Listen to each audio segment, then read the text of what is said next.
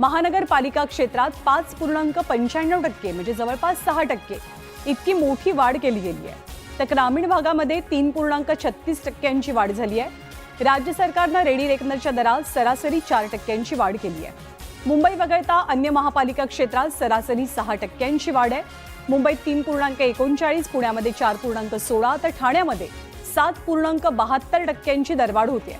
मुंबई महानगरपालिका वगळता महापालिका क्षेत्रात सरासरी 5.95% वाढ झाली आहे. रेडी रेकनरच्या दरात वाढ केल्यामुळे मालमत्तांचे दर वधारणार असून मालमत्ता खरेदी करणाऱ्यांवरती अधिकचा ताण पडणार आहे.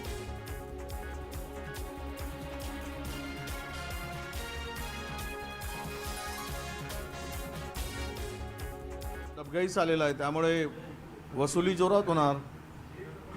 पैसे वसूल केल्याशिवाय महसूल वाढणार कसा? त्यामुळं सामान्य माणसाची लूट होईल.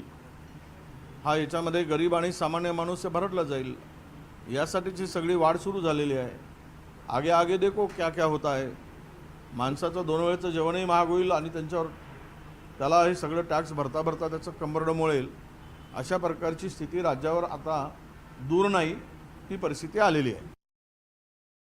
राज्य सरकारने हा जो रेडी रेकनर कर लागू केलेला आहे त्याच्यामध्ये खरं तर सोलापूरची खूप मोठी डेव्हलपमेंटपासून होणारी जे नुकसान आहे ते आम्हाला दिसतं आहे की कारण आपण बघतो की सोलापूरमध्ये तितकी रोजगारी नाही आहे. सोलापूरमध्ये कोणतेही इंडस्ट्रीज नाही आहेत. सोलापूरमध्ये मोठे कोणतेही उद्योग नाही आहेत. सोलापूरचे युवक अजूनही बेरोजगार आहेत.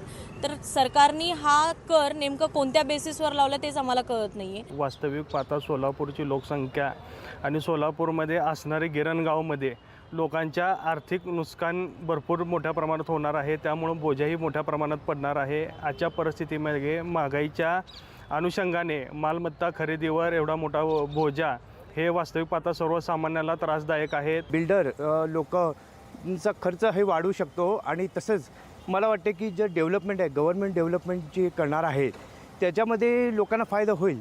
पण जे सर्वसामान्य लोक आहेत त्यांना थोडे पैसे जास्त मोजावे लागतील